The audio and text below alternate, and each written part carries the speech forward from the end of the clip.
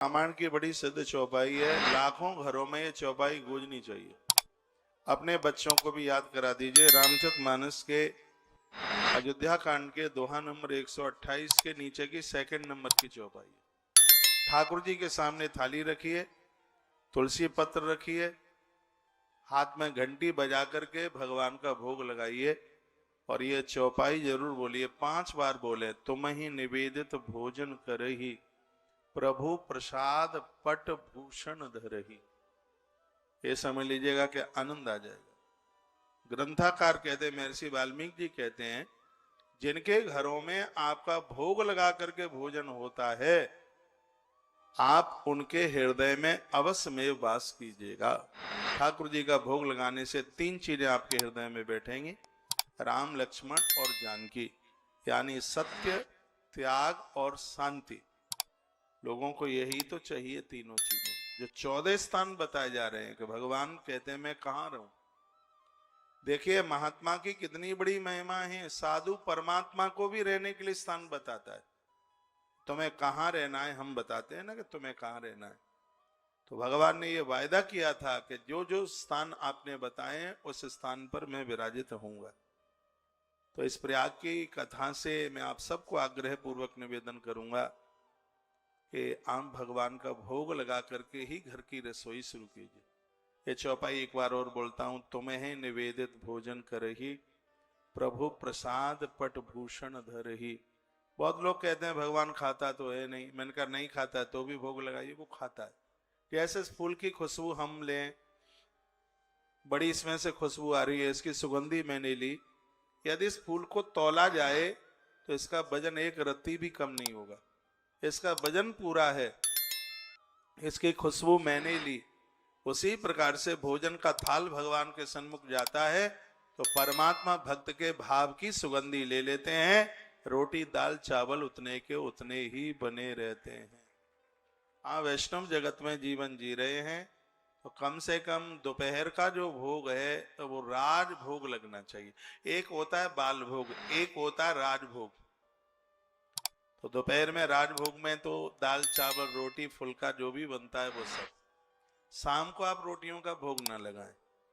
जो आपकी रसोई में शाम को रोटी वगैरह बनती है उसका भोग न लगाएं। अब आप कहें क्यों? इसलिए न लगाएं क्योंकि आप घर गृहस्थी वाले, आप 3 बार तो आप नहा नहीं सकते।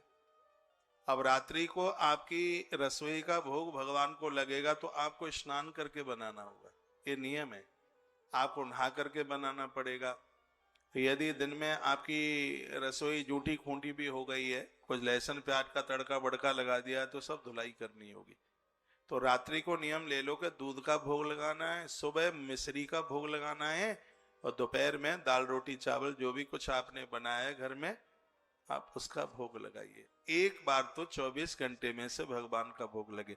लेकिन दुर्भाग्य यह है कि जिस परमात्मा ने सब कुछ दिया है और वही परमात्मा लोगों के घरों में भूखा बैठा है। क्यों? घर में लोग शराबी हैं, जुआरी हैं, कबाड़ी हैं, मांसाहारी है।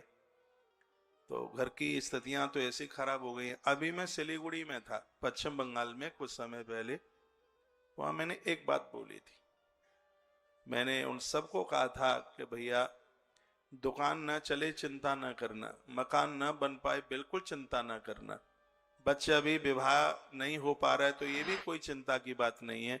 सबसे बड़ी चिंता की बात यह है कि रसोई नहीं बिगड़नी चाहिए, चूल्हा नहीं बिगड़ना चाहिए। अपने चूल्हे को सुरक्षित, स्वच्छ और शुद्ध रखिए। ये उबड़ खाबड़ न हो जाए। ये संस्कार आप अपने बच्चों को भी दीजिए।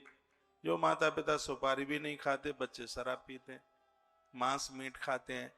ये सात्विक शाकाहारी वैष्णव लोगों का तो ये धर्म है नहीं।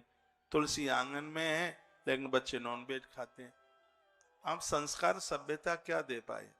मैंने पूरा ग्रंथ मानस पढ़ा, भागवत पढ़ी, मुझे तो कहीं ऐसा मिला नहीं है कि शायद देवी देवता इन सब चीजों से प्रसन्न होते होंगे, बलि चढ़ा, उल्टा पुल्टा खाओ पियो। नहीं, परम वैष्णव बनिए। प्रयाग जैसी धरती पर आए हम, तो ये तो हम जरूर सोचें, विचार करें कि हमारा खान पान कैसा होना चाहिए। तुम्हें निवेदित भोजन करे, थाली रख दें भगवान के सामने, इससे ही काम नहीं होता है। तुम्हें निवेदित भोजन करने का मतलब है कि आपके परिवार में लोग वही खाएं जिसका भोग भगवान को लगता है तब वही परमात्मा हमारे और आपके हृदय में वास करेगा। सिर्फ थाली दिखाने से काम नहीं है कि थाली दिखा दी कि भोग लग गया। भोग लगाने का ही मतलब है तुम्हारे घर में वही भोजन पाया जाता है जिन चीजों का भोग भगवान को लगता है। इसलिए ऊट पटांग मत खाइए,